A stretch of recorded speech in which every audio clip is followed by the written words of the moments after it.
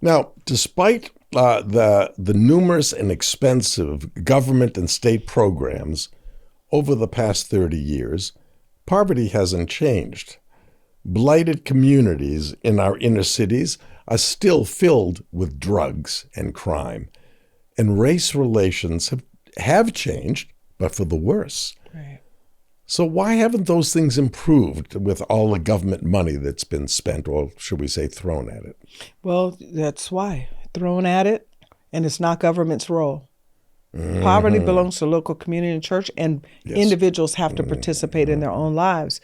When you have a one-size-fits-all approach, it's not going to work. And what has happened in those 60s when the Great Society grew out to say, don't worry about anything in your life, we'll just kind of take care of you as a nanny state, people's lives begin to change. And what made it worse, as I understand it, I wasn't studying it at the time, but as I understand it, in order to get that welfare check, there couldn't be a man in the house. Is that correct? No, the rules of welfare were don't work, don't save, and don't get married. They basically became that because you couldn't have an able-bodied worker in the home. So over time, husbands left the home. And in particular, it hit the Black community hard because the Black community was very poor and began to believe this lie of the political that there's money available without strings. Well, the means test were strings. And yes, one of those strings is you could not have an able body Male in the home. Well, male or female, but it was disproportionate for female because the program was for children. Remember, it was called AFDC.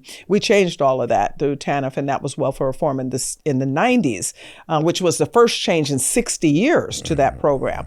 But prior to that, it was exactly what you were saying. And so the unintended consequences, perhaps, I mean, I don't give the Dems any unintended consequences. I think they knew exactly what they were doing.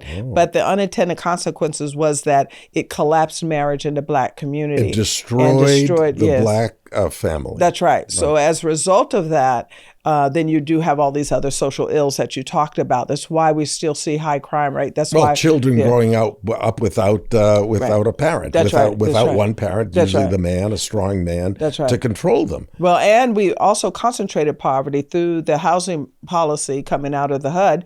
And next thing you know, we've concentrated poverty to where today we have 8,700 broken zip codes that nothing in them works because it's just all government. And that's why the poverty rate hasn't changed. What has changed is family life. And yes, we've thrown $1 trillion a year at it. We're $24 trillion into this war on poverty, and there's not one program working, and matters are a lot worse.